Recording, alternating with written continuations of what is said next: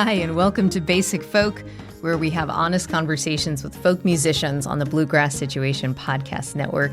Thanks for finding us. I'm your host, Cindy House. Hello. If you'd like to stay in touch with us, the best way to do that is sign up for our monthly newsletter at basicfolk.com. We're also a listener-funded podcast, and you can make a contribution. You can get a Basic Folk beanie by going to our shop at basicfolk.com, give a contribution of $5 a month, and a handmade Basic Folk beanie made for you by my wonderful mom will be headed your way.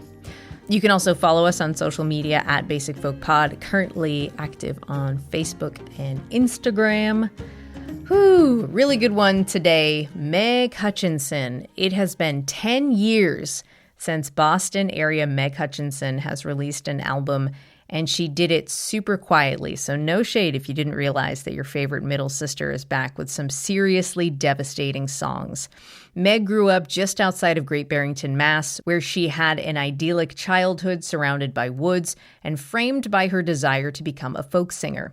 That dream was realized after she graduated college, quit her organic lettuce farm job, and moved to Boston in the early 2000s.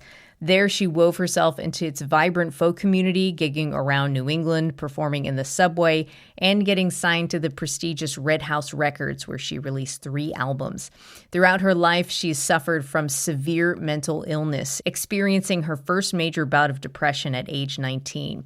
Not understanding, she felt ashamed and hid her illness for 9 years. After a huge whirlwind 2006 tour in England, where she experienced a high never felt before, Meg came home and felt mania and severe depression all at once. She called her family to help her, and it was actually her younger sister, Tessa, who eventually got Meg professional help. After a long road stabilizing and healing, Meg has a grasp on her bipolar disorder, which she calls by its former name, manic depression. She's discovered her calling as a palliative care hospital chaplain and hospice worker. She's no longer working music, she's playing music, and that's how she approached this new album, All the Wonder, All the Beauty. An album, she says, is about things we don't want to talk about. She writes about her mental illness, midlife, and death. This is an intense discussion with one of my favorite people. Lots of crying in this interview. I'm so happy she's released this album and excited for you to get to know Meg Hutchinson, who I fondly call Marge. Let's take a listen to a song from her new album. The song is You Can Just Be Music, and we'll get to our conversation with Meg Hutchinson on Basic Folk. You don't have to make me shine for strangers. You don't have to heal the pain of my ancestors. You don't have to get me on a plane or singing down there by the trains. You don't have to make me a name. You can just be music now.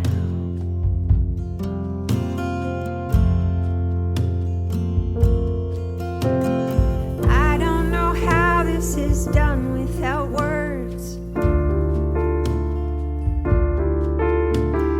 I don't know how this is done without storms. Am I too steady in this world? Am I too steady in this world? Am I too steady in this world?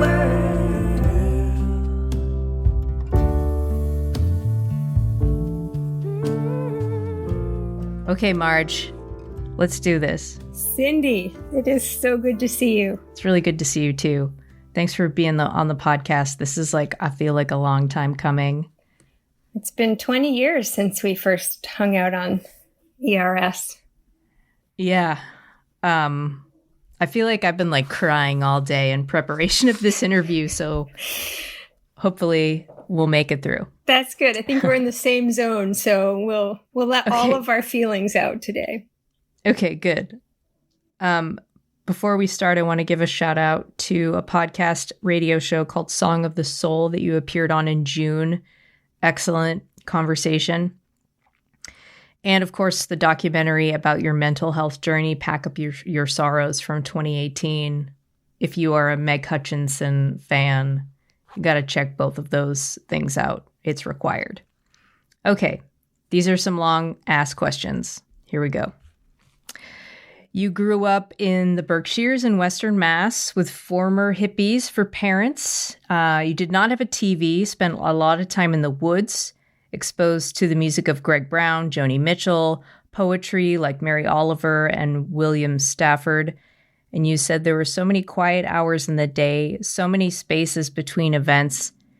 You were also the middle of 3 sisters, and your mom called you her golden child. You were always behaving well, which I can completely believe.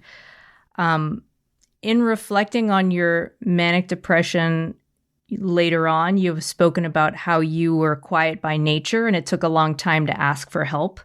So finally, let's get to the question of this setup. It seems like it's both been your saving grace and your demise. So what has been the evolution of your relationship with quiet? Wow, right into the best deep question, Cindy. I'm going to take a deep breath into that quiet. Gosh, that's a good question. It has been my solace, my deep comfort, especially quiet out in the natural world. That was my other mother, being out in this little half acre of land where we were just free range kids, at the end of the school day, we were just out in the forest in that quiet, so close to the earth. And that was a deep comfort as a child. But my capacity to be so quiet, and if you do all of the personality tests, I'm the most introverted of all of the, like the Myers-Briggs, I'm the INFJ. The Enneagram, I'm like the Enneagram 5, which is the weird hermit. And that became a really life-threatening obstacle when I started to struggle, because my impulse was to go really deep inside myself and try to solve it on my own.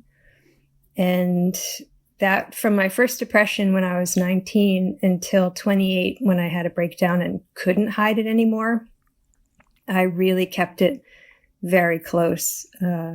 And didn't fully understand what was happening either, which is the confusing thing with mental illness, is that you don't know if your experience is out of the ordinary, because being a teenager is so weird to begin with. Mm-hmm. And then your body's changing, everything's changing all through your teens. And then you just kind of assume, well, maybe this is just part of growing up, all these weird feelings. And then at a certain point, those depressions started to get very, very low. And then I would almost think I need help. And then I would be on the upswing again, and I'd have a higher high than I'd ever had before. And I would think, well, now I'm just through it. I'm through the worst of it. And it's all going to be okay now. And look how social I am. Look how self-confident I am. That's the price I paid going through the darkness. Did you think that everybody else was going through this? Especially hanging out with artists all the time. We're all pretty deep feeling, deeply emotional. I'd say every artist has an understanding of the depths, whether or not they get to a dangerously low place.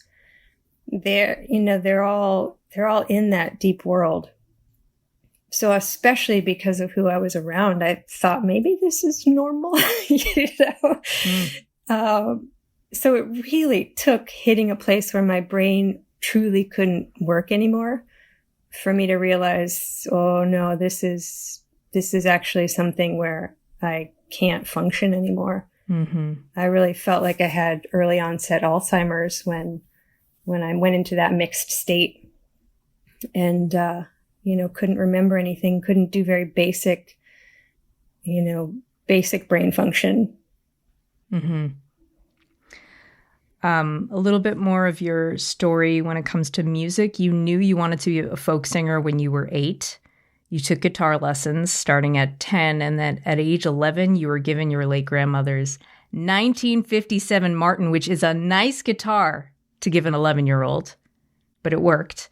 You started writing, and at the time you didn't know where the songs were coming from. Present day Meg, however, can listen back and recognize depression in the lyrics. And you also say that you feel a lot of tenderness for your younger self when you listen to those songs. When did you start to recognize that mental health struggle in your songs? And what did it take for you to feel that compassion for your kid self? I'm still cultivating that tenderness in ways. I think the stronger you feel, the more you're able to go way, way back. I think for many years, I was just trying to heal from the immediate breakdown in 2006 and the coming to terms with having a mental illness and learning how to be open about it. And I didn't have the awareness. I just wasn't ready to go further back and understand my childhood on a deeper somatic level. I had told myself a story of what my childhood was, and I was sticking to it until I think I finally hit a place of being at peace enough and learning how to work with this illness enough to realize, oh, there's some deeper work, and I'm ready to go further back. But I remember when I was diagnosed and hospitalized, which was exactly this month, 17 years ago. Wow. My 17th anniversary this week. And I remember coming out of that summer from hell and going, oh, this is what I've been singing about. Like part of my songs knew it, but I hadn't connected the dots. Like some part of me wasn't owning the songs fully. Mm-hmm. And I just remember listening back to my early records after that summer and going, wow, how could I know all of this without really owning it and without recognizing truly what I was dealing with? Did you ever figure that out? I think it's back to that hiding, that impulse to hide it and to say, oh, I don't know where this song comes from. Mm-hmm. It's just the muse, or I wrote it for someone else, or, it's that we kept up quite a front in our family, I think, of being, I was the professor's daughter, I lived in a small town. I was trying to live up to my role that I had set for myself in the family. And it was hard to own those things. And it was really amazing to look back later and go, wow, I was writing myself these songs that I would later need so badly.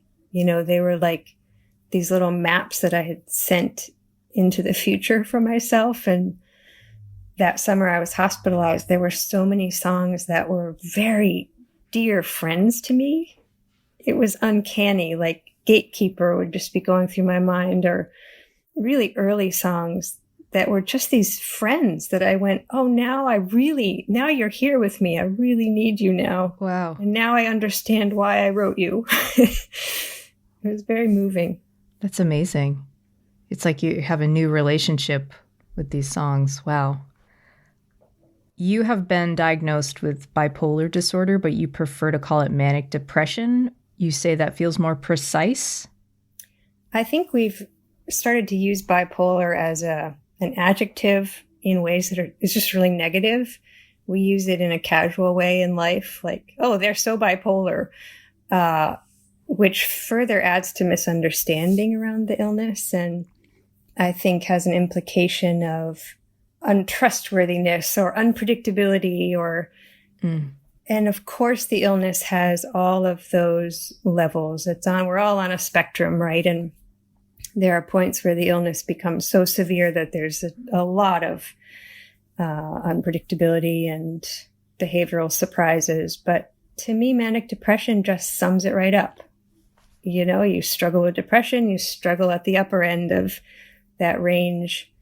And somehow I think bipolar has just been adopted as a weird adjective to describe someone's behavior, not in the context of mental illness even, but just I hear it all the time. Even like talking about the weather, I'll hear someone on the news, oh, the weather's just so bipolar recently. And in the same way that I think sometimes we use depression too casually too, but manic depression just feels, that's what it is.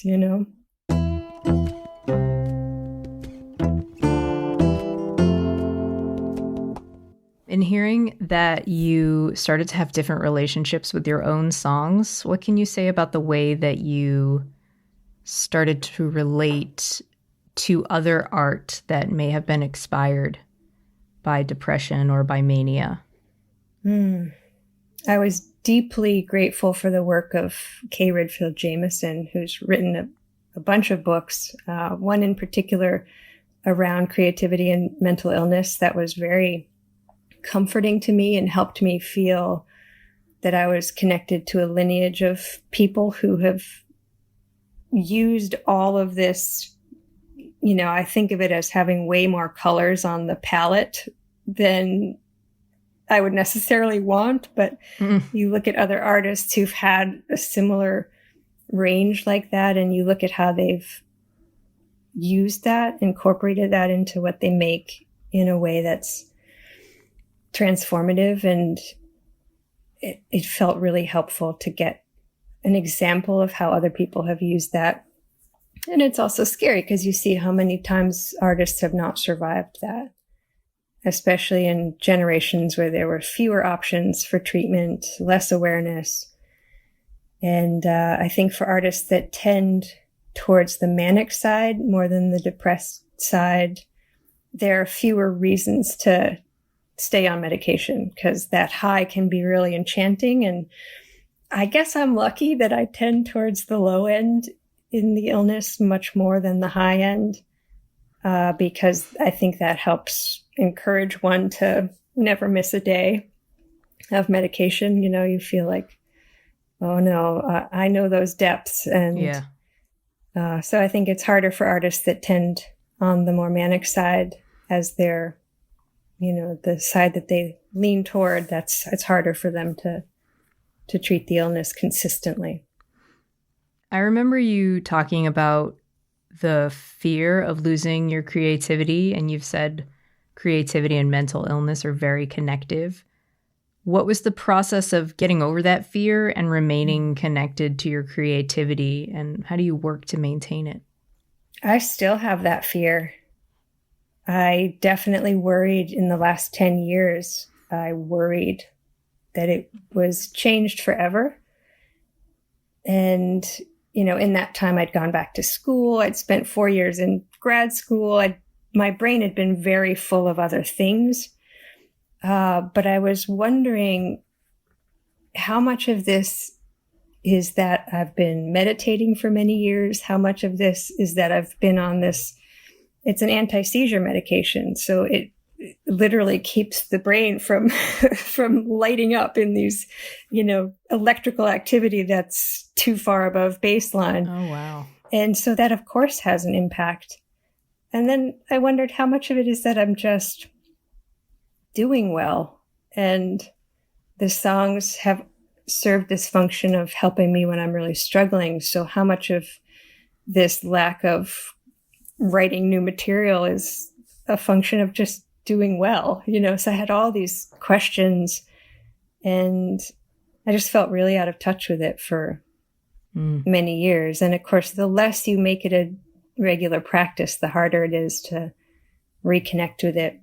I've talked about it like a marriage. That's so true for that's so true for a lot of things. Yeah, you got to work at it if you want to maintain it. You have to tend to the relationship. And I've shared before, there were times where I felt like I was so eager for it, but the songs they weren't talking back to me. They weren't communicating with me. And like any marriage, there are these long stretches where you're missing each other. You're somehow not connecting, and you're sleeping in separate beds for a while. And that's how it felt creatively up until the point where I realized I just have to do this. No matter, I just have to, it was after the pandemic and working in the hospital for a couple of years, I realized I just need to play. And when I could reframe it as, I'm just going to do it for the fun of it, the way it was when I was a kid, it opened it back up for me again. And I realized that it doesn't matter what I end up with. This process is just so joyful for me. If I can get out of the way of being afraid that the process is different.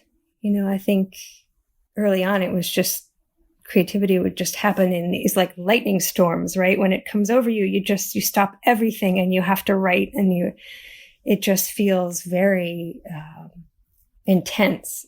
And now it's very different. It's a slower process. It's it's not like lightning bolts. It's like maybe distant heat lightning. I have to slowly and patiently approach it in a different way. We're in a very different phase of the marriage, and I have to honor that, there's been a lot of change in this time. And so this recent record was just about going back to the joy and just celebrating that, it doesn't have to always do heavy lifting. It can be the joy that I remember as a little kid, like jumping up and down on my bed, making up songs just for the sheer, enjoyment of it. The only time that you ever did anything bad when you jumped on the bed. Yeah, exactly. I have a lot of questions about a lot of the things you just said, but I'm just going to keep going down my list here so we don't forget anything, because there's so much to talk about, Meg. It's wild. It's truly wild. And like I said at the beginning of this interview, if you haven't seen the documentary Pack Up Your Sorrows, you should watch it. Meg's story is so well documented in that 2018 film. Just to sum up what happened, you went on this whirlwind tour in England in 2006, partying hard, feeling like a rock star, feeling more high than you've ever felt. You came home, things spiraled out of control. You were manic and depressed simultaneously. Now, this is the time where you thought you had early onset Alzheimer's. And you said, I made the bravest call I've ever made in my life. I called my mom and said, I'm coming home. Something's really wrong with my brain. Why did you choose to call your mom? And did you know how she was going to react? I think there's something wired deeply into us when things get really scary. No matter what our childhood has been like, there's an impulse to go home, all the way home. And that was the house I was born in, literally born at home in that house where my mom still is. So I think there was when you're in that state, it's all very primal emotions. So I think there was just a desperation. There's a lot else that was happening at that time that was very traumatic. And I had to literally run away from my house and from a relationship that had started on that tour. And so I think the impulse was just to go all the way home. And my hope was that if I'm around the people that know me best, they're going to be able to figure this out, because I can't anymore. I don't know what's happening. That logic makes total sense to me. I feel that. In your family, traditionally, if you felt sad, you'd write a poem, you'd go on a nature walk. Your family wasn't supposed to need therapy, and neither parent was equipped to help you in the way that you needed. And in the documentary, this is something. Your parents are speaking to you about how they tried but could not help.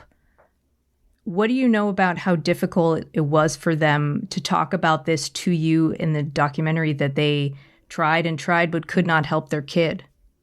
I was so proud of them for being willing to be in the documentary and for sharing their experience of that summer. Of course, with 17 years in between, I've had a lot of time to dig into a lot of layers. And, there were ways that it was really hard that they still didn't think I had a mental illness. Like they still, even though I came home and said something's really wrong, they were like, let's go on a nature walk. I'm going to show you my favorite blue heron that I found at this pond down the road. And my mom was working on a sermon for her Unitarian church about the power of positive thinking.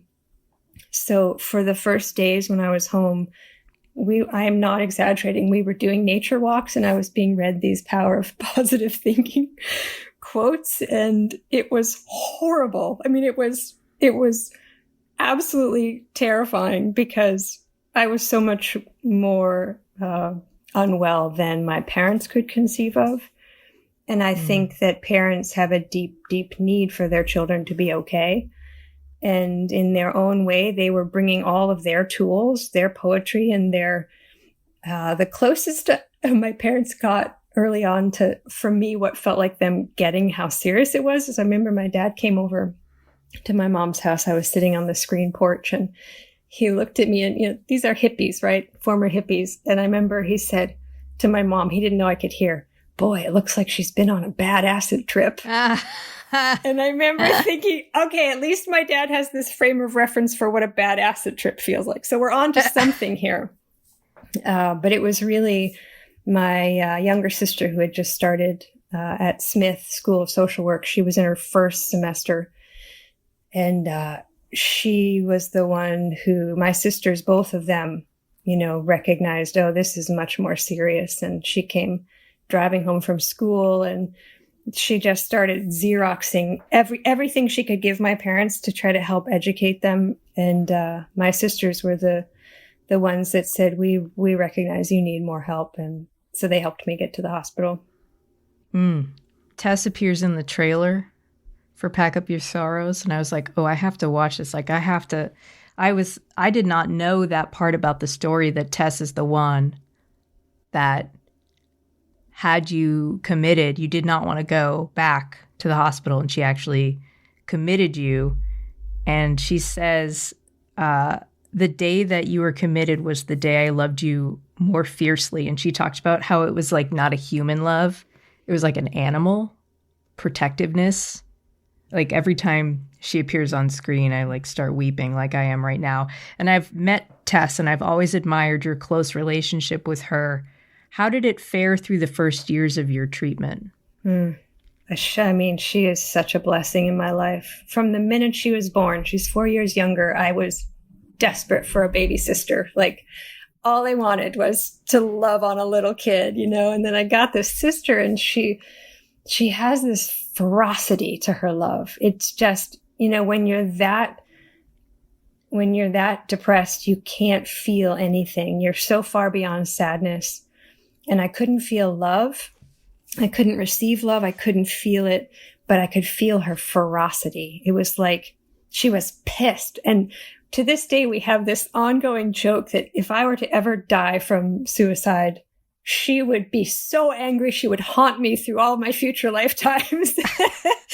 And the intensity of her love and she was fearless. I mean, she'll say to you, I was terrified that I was going to lose you. And she was, but she was ferocious, and I was hospitalized 3 times. The first time, I was very willing and I thought it would be as simple as, oh, they'll give me sleeping medication, because I couldn't. One of the biggest problems is I stopped sleeping altogether. And if you can't sleep, your brain can't do anything to right itself. And in a mixed state, you're manic and depressed. So it's just this collision of energies. And then when you become, so suicidal, it's terrifying because you can't even sleep to get a little rest from it. And so I thought, oh, it's going to be as simple as I'll go in, they'll give me some high-powered sleeping medications and some Ambien. All I need is modern, they can transplant hearts, so they can definitely take care of this. And I was mortified in my small town to be in a psychiatric hospital. But what I learned was it's a lot slower process. So I checked myself back out that first time, really because it wasn't helping yet. And of course, these things take a long time. The medication takes a long time to start to be effective. And I agreed with the diagnosis. They immediately diagnosed me with bipolar 1 disorder, and I agreed with it. But instead of feeling relieved, I was horrified at first. I felt so ashamed. And the middle time, I checked myself in the first and last times, but that middle time, My sister with her ferocity, just, because I can present, back to this childhood role I had, I can present incredibly well, even when I'm acutely suffering. And I was going to talk my way back out of the hospital. I could put on enough of a front that I probably would have been able to leave that day, but she was relentless. She's like, she's going to die if she doesn't stay here. And I remember her just blocking the door. I wasn't actively trying to run, but she could read my body language and how desperate I was. And she could always beat me up from the time she was like, we didn't fight because she was tough and strong. And I remember like we were a little scrappy a few times and I was like, oh, she can beat me up. I'm not going to mess with her, And so I felt that intensity of her love. And it's one of the great blessings of my life. There's another time where she appears in the documentary where Tess took you on a whale watch, and she says, I was preparing for your death all summer. Let's do the things that used to make us happy and see what happens. So you go on whale watches. And you said, I used to crave death in the water, but with this trip, I could feel the sunlight again. Then Tess took you swimming, and you said, I could feel life in the water. And it seems like the water has been so important to you. And I want to hear more about your relationship to water. What has it been like, and what is it like now? I think one of the blessings of how the illness manifested for me is that relationship with nature that was so intimate. Most of my ideation about leaving this world was just wanting nature to just take me back. And I didn't want to cause anyone any trouble. So I just wanted the water to take me back, or I wanted to be able to disappear. And, obviously, your rationalization is very, but I had this longing to just swim away, and what was beautiful is that my sister knew when to block that door for me, but she also knew, she could see by mid-August that I was up to a therapeutic dose on the medication. I was still really struggling, but she took some chances and even letting me swim. I mean, I remember watching her on the beach, and she was just like, she was ready to jump in, right? But I was just like the binoculars up, like, and like a big red life saver under her arm. Exactly. Like I knew, she'd call the Coast Guard in a hot second. I knew I wasn't going to get anywhere, but the fact that I could be in that water and feel the life force energy in it again. And she was so smart to keep taking me to these very ordinary places and doing things with me that we had loved. And at first I couldn't feel any of it. And, nothing helps when you're that low. But I remember the first time she would take me to get these huge ice cream cones. And I remember the first day when I could actually get a little rush of joy from chocolate ice cream. It was like the very first positive feeling that came back was chocolate ice cream. And so she knew when to take me out of that world of being a patient and when to just put me back into the world of us just being kids and doing things we loved, going on whale watches, eating ice cream, going, to places that had been comforting. Did she become a social worker? She sure did. She must be the best. She's really good. Yeah. She always says, Marge, you saved your own life. And I agree with her that when it comes down to it, we have to save our own lives. She allowed me freedoms. There were many times where I had to make that decision on my own. When I talk about this, I'm always really careful to say none of us are in charge of one another's lives. We do our damnedest. But if there's one thing that I've learned in my family is that sometimes we can't save the people closest to us. And it's gut-wrenching. It's absolutely gut-wrenching that sometimes we can have more of an impact on people that we don't know than on our closest people. And I've had to learn that again and again in our family because these illnesses don't happen in isolation. They happen across generations. And it's absolutely gut-wrenching that we don't have that capacity, especially when we know the pain so deeply that we can't use that to sometimes bring the people closest to us back from that edge. It's heartbreaking. And so I'm always careful when I talk about it, and she is too, that we never put it, in this context of, oh yeah, if everyone had a sister like her, no one would die, No, she says to me again and again, you wanted to live and you chose that at every turn, even though it was close. And so to anyone who's listening, who has lost someone they love, just know that we have too. And that we very humbly recognize that, you can't, there's only one life we can save, right? We do our darndest for everyone else, but. It's tissue time again. Yeah. This one got me too. Marge, stop. Cut it out.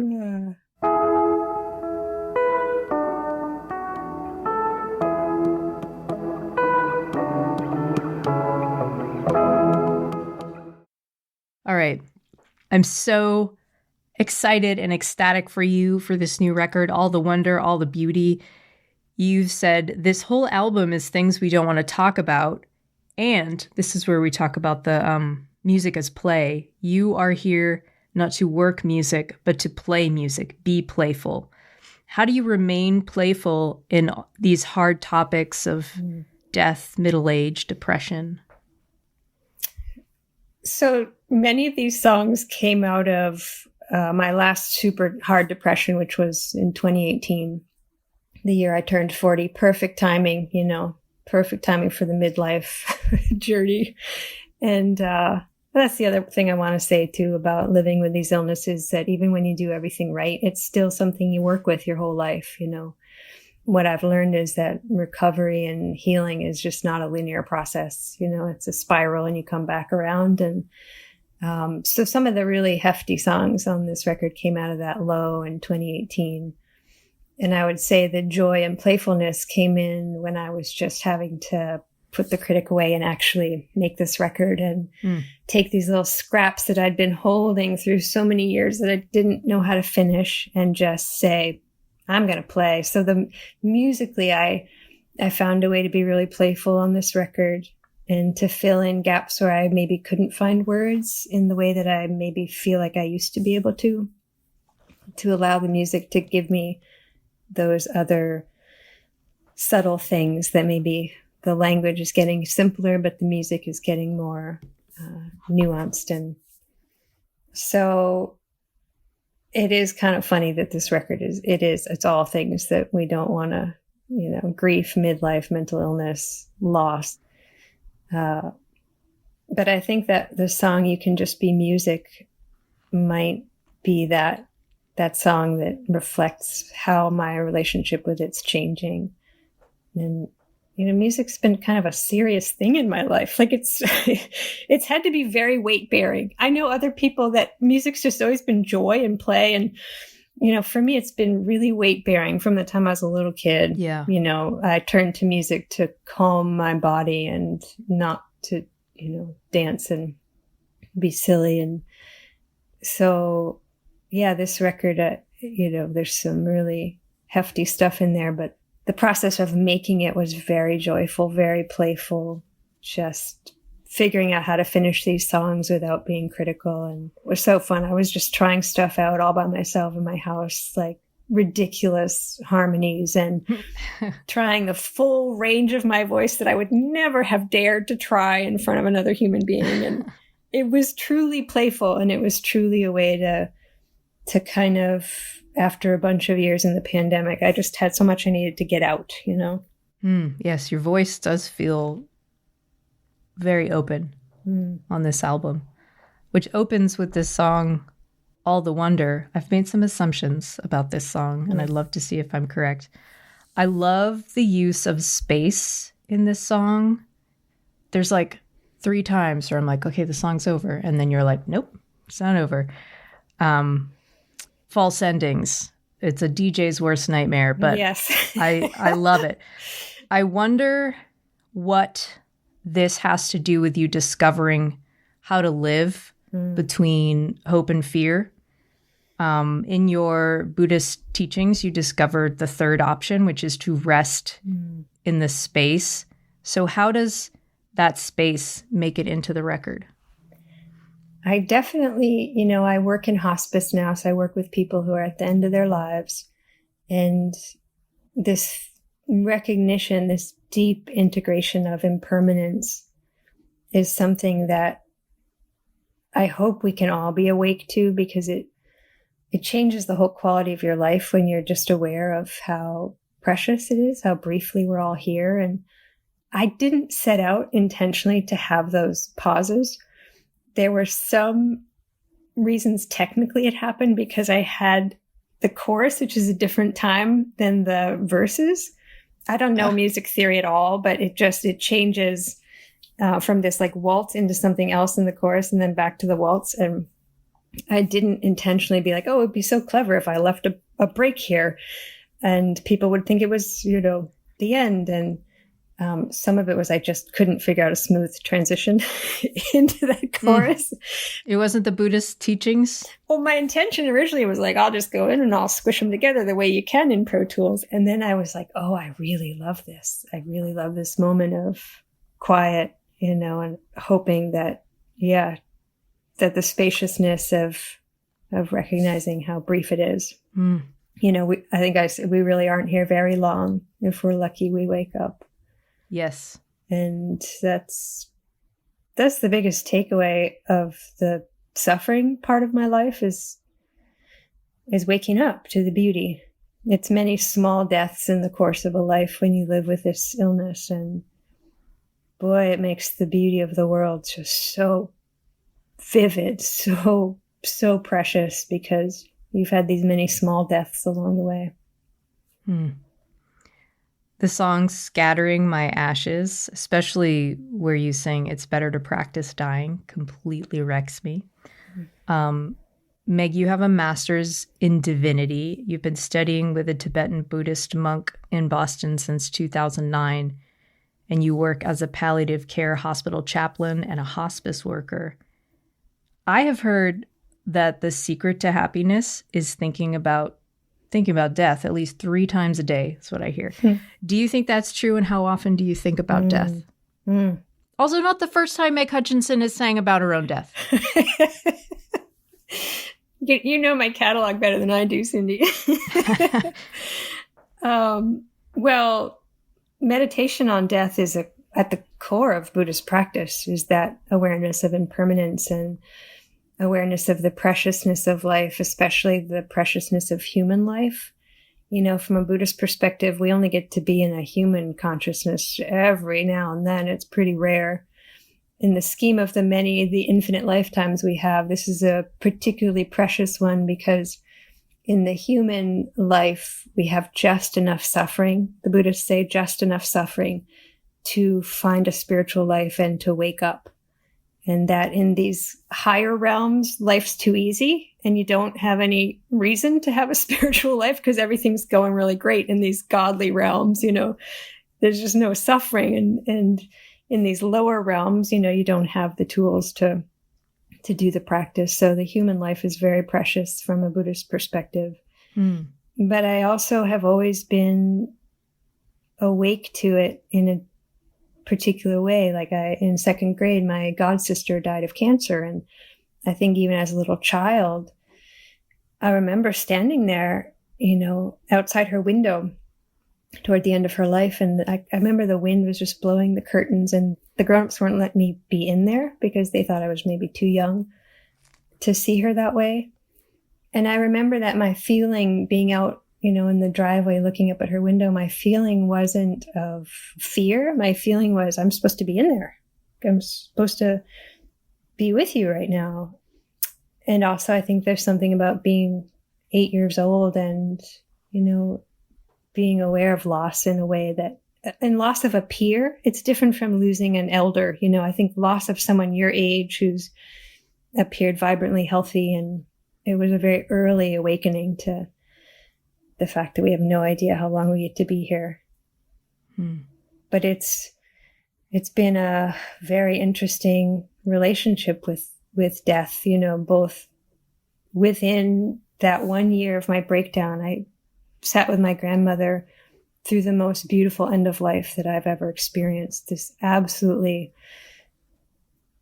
deeply spiritual, deeply ready, deeply grateful woman who was turning 89 and was ready. And there was nothing scary about it. And I had that experience. And then 7 months later, I got to see the very other side of death in dealing with my own wish to escape.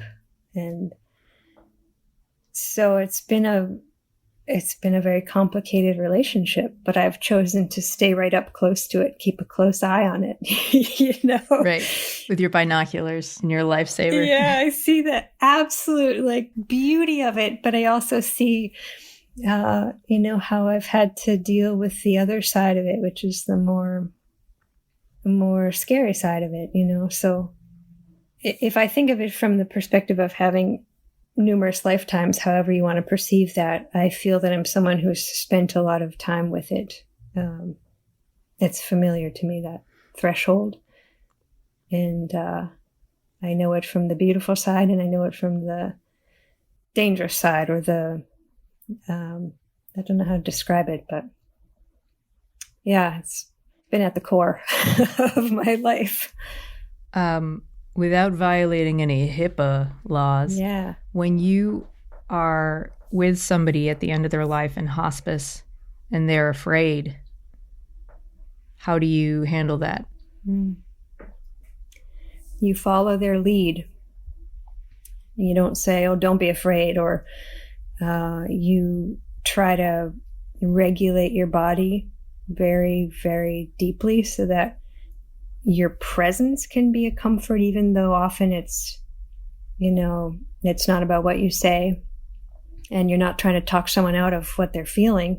Sometimes death is absolutely terrifying for people, and there's nothing that you can do as the chaplain, nothing you would want to do to, talk them out of what they're feeling. You're really just there to honor whatever it is that they're going through, and to try to be so grounded and so present that they don't feel alone in whatever it is they're facing. And I learn again and again, you never quite know how it's going to unfold, but our role is to be present to whatever's arising for someone.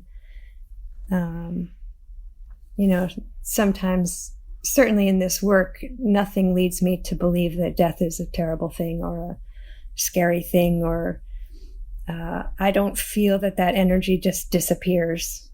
I don't know what happens, but it doesn't,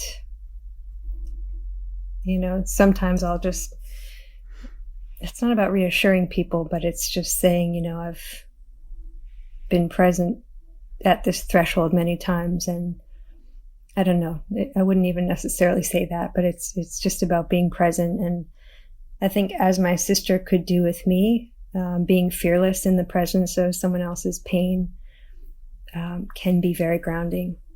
Ultimately, we're not trying to diminish what someone's going through. We're just trying to let them know that they're not alone in that moment.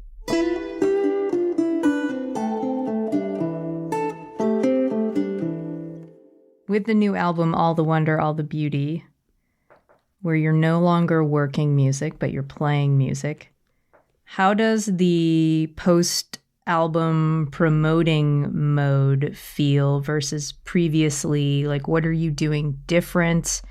And do you find yourself missing anything from your working days? So I'm not doing anything to promote it, which is absolutely delightful. And I'm so grateful that, just a handful of people I deeply admire, like you, have reached out to me and said, "Hey, let's talk about this record." It's just been very organic. I'm just not promoting it. And the one thing that I found myself very surprised and very grateful for was just reconnecting with people that have been listening to my music. I think I maybe figured, since I've been out of this for 10 years, that I kind of figured everyone else had too. And this core small group that did the Kickstarter and made the record possible, and this just amazing interaction that I've had just virtually, because I'm not performing, where people just tell me that the songs have been useful to them. It's all I could hope for as an artist. And I found myself a few times going, oh, I do miss getting to talk to people after a show, or I do miss that feeling on stage where I look out and I just know that we're all in the same space together, and I'm feeling this resonance from someone, and I'm knowing that it's impacting them. And so I miss that a little bit, but I don't miss being on stage. But I miss that, just that magic that happens when you feel the connection in a small venue. You just feel that the songs are landing and that they're useful. So it's been really touching. I didn't actually expect really to hear from anyone. I don't know. It's been so moving to just know that they're keeping people company. Okay, let's talk about the dogs. Absolutely. Okay. I accidentally listened to this podcast where this guy was like making a case against having pets, and it's like been stuck in my head for a long time. So let's talk about dogs. Your most famous dog, Osa, has a couple of songs, including Osa's song, which is very different than her. So the Osa song, it sounds like you wrote that at the start of her life when you were a little baby, teen, little early 20s person. And then the song Osa you wrote, it sounds like after she died. And in a live performance, you said, the loss of Osa continues to open my heart every day. We also want to give a shout out to Austin the dog, who you lost in 2021. Your dog now is Georgie. And also, it sounds like your nephew dog, Otto, is very important. He's on his way here right now. Oh, hey. With Tess, my favorite person. Yes. With getting an animal, there is a knowledge that death is going to eventually come along with it. So with that in mind, why would you continue to get dogs and make a case for having a dog? Because it's impossible not to. Once you've lived your life through their senses and their joy and that companionship, you know, after I lost Osa, I was like, oh, never again, can't do this. Nope, she was the dog of a lifetime. Dog to end all dogs. Yep, nope. And then there was this absolutely traumatized pit bull that my friend Sid, who runs the rescue, literally sent me videos and photos of for 4 months until I realized there was no other option, that I was destined to accompany this absolutely traumatized, beautiful dog. And so he, you know, had so much pain in his life that I just felt like, well, I know how to love dogs really well. So, all right. And that's how he came into my life. And then a year after I lost him, again, I was like, oh no, can't do this again. No, that was it. 2 dogs. That's all the grief. And a year into living without him, my sister brought her dogs here, and I took care of them while she went on vacation. But the day after she left, Georgie popped up on Instagram, and I was like, I'm driving to Manhattan. That's my dog. And I don't know. It was like, you know, being a year without a dog in the house and then having my sister's 2 dogs here. And the minute they left, I was like, you're a sucker. I'm a total sucker. You know, just that the companion, just their spirits, you know, are so beautiful. And I wasn't letting that back in. But after a week with them here, it's like, and Georgie looks exactly like her cousin Otto, which is why she caught my attention that morning. And they're best buds. And it was, it's going to happen forever. Every time I'm going to say, nope, can't do it. And a year later, I'm going to say, well, but my favorite part of every single day is being in the woods with my dog. That's the best part of every single day. Why would I not do that again? There are a lot of dogs that want to run around in the forest as much as I do. So. Good answer. Okay, Meg, before we let you go, will you do the lightning round? I'll give it my best chance. I'm very slow. We'll give it a try. Okay, Meg Hutchinson, it's the lightning round. Question number 1. Who is your favorite Guthrie? Woody? All right. I thought it was going to be Arlo with the Great Barrington connection. You'd think, right? Especially since I've sung in his church many times, but... Woody, acceptable answer. What is the quintessential accessory every dog owner needs? Well, it depends on the dog. 100% depends on the dog. They've all three needed totally different things. What does Georgie need? Georgie needs a hunting whistle for when she takes off after a deer and cannot hear my voice because she's running so far away. All right. I'm going to try that out. My dog runs after deer, too. When is the best time of day to write a song? About 3 a.m. Okay. Set your alarm, everyone. Oh, no, just don't go to bed. I don't go to bed. Oh, all right. Okay, Yeah, great. stay up all That's the night. scary part of the night. Mm-hmm.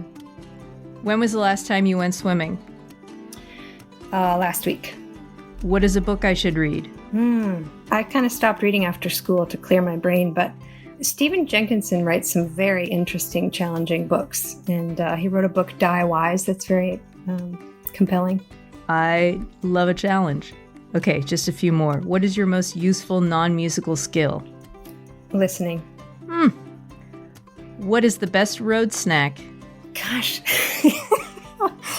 I don't know. It's been a while since I've been on the road, Cindy. You're too well behaved for snacks. Trail mix. Trail mix. Okay. Hippie food, of course. Yeah. Little pieces of tofu dipped in hummus. Oh, gosh. I just had a visceral reaction to that. No, thank you. All right, this is the last one. Where is the most beautiful place in the world? For me, Ireland. And particularly have fallen in love with the Beara Peninsula in County Cork. And went there and drove around the whole peninsula and spent time. There's a Buddhist temple there, retreat center, Dzogchen Beara, right on these high cliffs over the ocean. And it was so gorgeous. I arrived there on a full moon, and all the gardens are full of like these fragrant herbs, and you're overlooking the ocean. And I thought this is the most beautiful place I've ever been. Wow. All right, I'll meet you there. Deal. Meg, thank you. This has been just, I don't know. There's no words to describe you. Wow. I love you. I love you, and thanks for going right into the depths, and thanks for being my pal back in the early days too. Oh my gosh, when I didn't know how to talk to adults, Meg was my friend, and it seems like she's still my friend. You've always had it together, Cindy. No matter how socially anxious I felt when I was there at like 6 a.m. at WERS, I felt safe the minute I was in the room with you. So thanks for that. Well, thank you. That means a lot.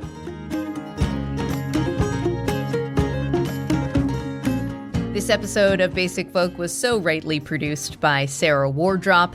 Basic Folk is on the Bluegrass Situation Podcast Network. You can find all of our episodes there. You can search for us on the SiriusXM app under Basic Folk. Find us wherever you get podcasts, or head to our website, basicfolk.com. Thanks for listening all the way to the end. If you enjoyed this episode, please rate and review us on Apple Podcasts, or you can share it with a friend. I feel like that's even better. Okay, thanks, and we'll talk to you next time. Bye.